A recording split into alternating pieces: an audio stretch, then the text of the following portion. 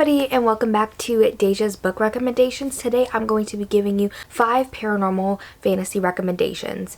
So defining paranormal fantasy is a little bit unclear. There's not a distinct answer, and there is kind of 2 main types of fantasy, and that's urban fantasy and high fantasy. High fantasy takes place in a different world, think Lord of the Rings, and then urban fantasy takes place in our own world but has magic. So think, Harry Potter, something like that.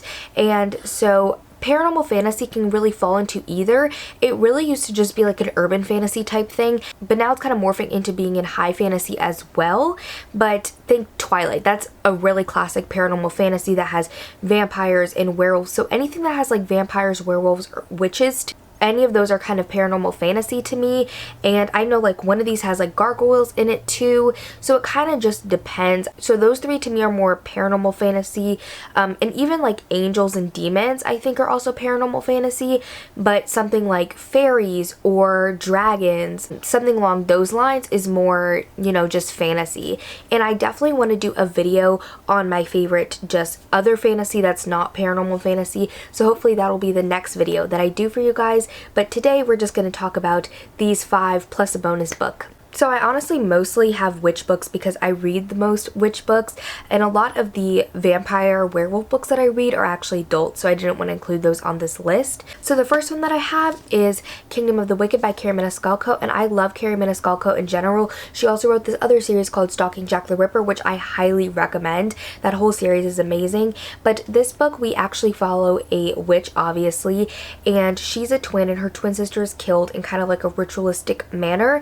And this kind of, it's not really said exactly how this world exists. It's definitely urban fantasy, but it is like kind of like 1800s time, and it takes place in Italy, and obviously there's magic, so it's more like a parallel universe to our world, if that makes sense. And so she believes that it has to do with demons, because there's demons in this world, and I think she believes this has to do with demons because of the ritualistic aspect, and actually one of the 7 princes of hell, and each of the 7 princes all actually correspond to one of the 7 deadly sins as well. She actually summons one of the 7 princes of hell and traps him literally, and they kind of team up together. They hate each other, but he's kind of trapped there. He has to kind of help her, and they're trying to discover what actually happened, because he didn't actually know anything about this, so he's also trying to figure out what exactly happened and what's going on in the town, because her sister's murder was not the only suspicious thing going on. But this is a first book in a series. It came out in 2020, so no other books are out yet, but I'm assuming it's going to continue a lot more in the next books. And this also has a lot of food talk in it, and it's like Italian food, and it made me so hungry while reading this, but it definitely added to the whole reading experience, so I would highly recommend this. The next book that I recommend is These Witches Don't Burn, and this one is kind of a witch book, but more relatable to us. It takes place in like normal time, normal world, just with witches. And our main character, she's like in high school. She's just a normal girl. She works at her local, witchy shop that sells like tarot cards and crystals, which is kind of funny. In this book, there's 3 different types of witches, 2 main ones. So our main character is actually an elemental witch, so she just controls the elements, things like that. And there are also blood witches, and blood witches are kind of ostracized. They're looked down upon. One day she's just at like a school bonfire, and it's interrupted by a blood ritual where somebody died. So her coven basically tells her that she's in charge of figuring out who did this, because it's obviously a teen. And so she teams up with her ex-girlfriend, who's also an elemental witch who's in their coven, to figure out who committed this blood ritual. So obviously you can see that a lot of paranormal fantasy has like mysteries in it, which is something that I also really like. And obviously I said that our main character has an ex-girlfriend, so it has LGBTQ representation in it, which I also really liked. And this book has the mystery, and it's a little bit serious, but it's also really funny, and that's why I like this book a lot. Next up is another witch book. As I said, I really like witch books, and that is Serpent and Dove by Shelby Mahurin, and this takes place in another like alternate time. It's reminiscent of like the 1800s, 1700s, but it is definitely a different world.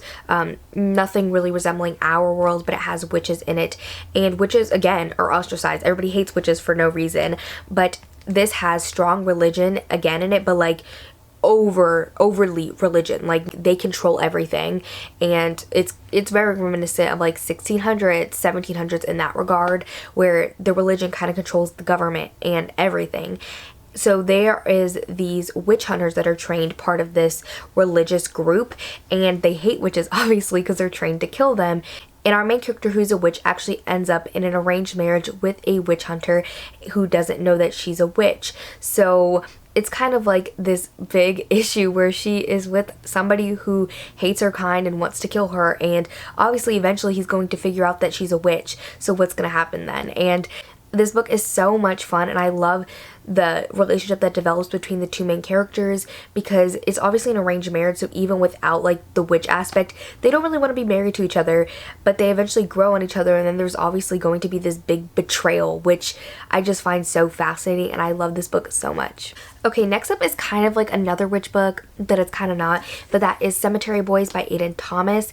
In this book, we follow our trans main character, and he wants to be a brujo. So this is based off Mexican magic and culture, and so he wants to be a brujo so bad, but everybody thinks of him as a bruja because he's trans. They're not really accepting of him being trans. So if that's something that's triggering for you, I would go into this book with a little bit of caution. I don't think it's too triggering, but it does definitely touch upon that, so just be careful.